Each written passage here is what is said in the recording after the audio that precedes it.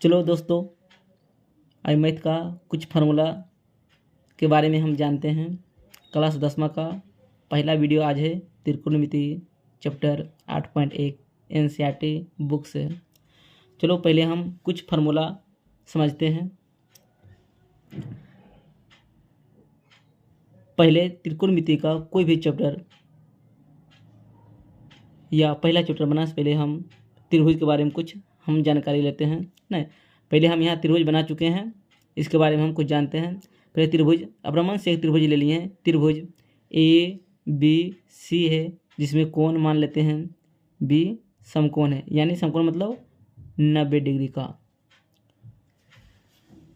और 90 डिग्री के सामने का भुजा को कोण 90 डिग्री सामने वाला भुजा को हम कर्ण बोलते हैं।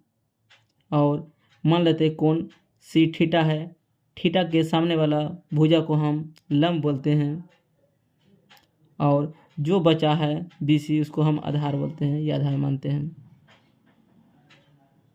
इससे हमको तीनों भुजा पता चल गया है। ए बी भुजा को हम लंब बोलते हैं, बी सी भुजा को आधार बोलते हैं, और ए सी भुजा को हम कर्ण बोलते हैं। इसको हम पी से सूचित करते हैं, आधार को बी से और कर्ण को एच से। पी मतलब परपेंडिकुलर, बी मतलब बेस यानी आधार, और ए सी यानी कर्ण यानी हाइपोटेनस। दोस्तों, इसको हम लंब बोलते हैं, इसको आधार बोलते हैं, इसको हम कर्ण बोलते हैं। इसमें कभी ऊपर लोग कोण पूछते, मान लो ये कोण थीटा हो जाएगा, ये लंब हो जाएगा और ये आधार हो जाएगा। हमेशा समकोण के सामने वाले भुजा को हम कर्ण कहते हैं, और थीटा वाले सामने भुजा को हम लंब कहते हैं, और जो बचा वो आधार हो गया। मान लो ये थीटा है, तो थीटा के सामने का भुजा ये लंब हो जाएगा, तो ये आधार होगा दोस्तों। और जो बचा ये भुजा वो कर्ण होता है।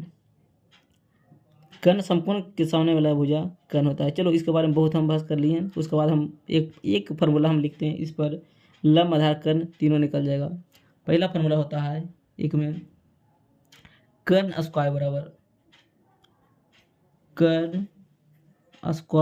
बराबर हो जाता है लंब स्क्वायर प्लस आधार स्क्वायर। लंब स्क्वायर प्लस आधार स्क्वायर, ये एक फार्मूला होता है दोस्तों। इससे हम 4 फार्मूला भी 5 फार्मूला भी बना सकते हैं। चलो, हम इसी से पहला चैप्टर हम समाप्त करते हैं। और इसके बारे में कुछ फार्मूला होता है sine theta, cos theta, tan theta, और कोसेक थीटा, सेक थीटा और कोट थीटा होता है।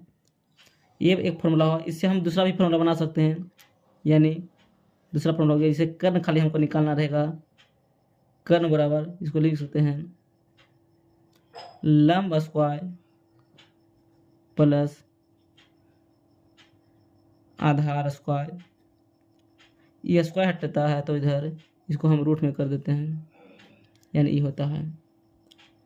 कर्ण को एच लिख सकते हैं, लंब को पी लिख सकते हैं, और आधार को बी लिख सकते हैं। जो आराम लगे उस आधार पर बना सकते हैं दोस्तों।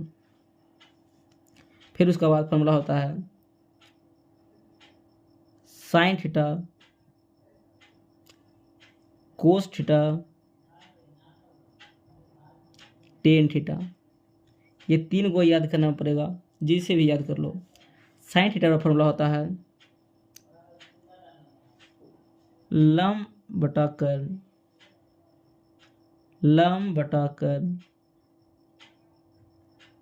कोस थीटा बराबर हो जाता है आधार बटा कर्ण, आधार बटा कर्ण। और टेन थीटा बराबर हो जाता है लंब बटा आधार। इसको शॉर्ट में हम लिख सकते हैं लंब को P और कर्ण को H, यानी P बटा H भी लिख सकते हैं। और कोस थीटा बराबर B बटा H लिख सकते हैं, यानी आधार बटा कर्ण। और टेन थीटा बराबर P बटा B लिख सकते हैं, यानी लंब बटा आधार।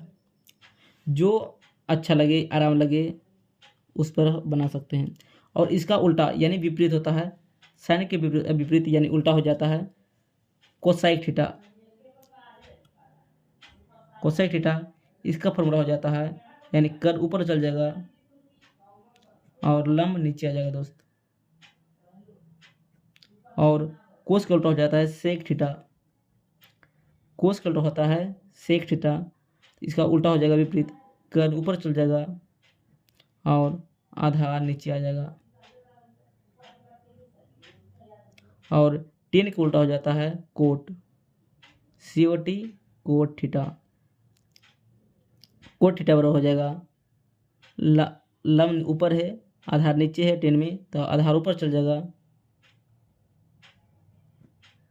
और लंब नीचे आ जाएगा।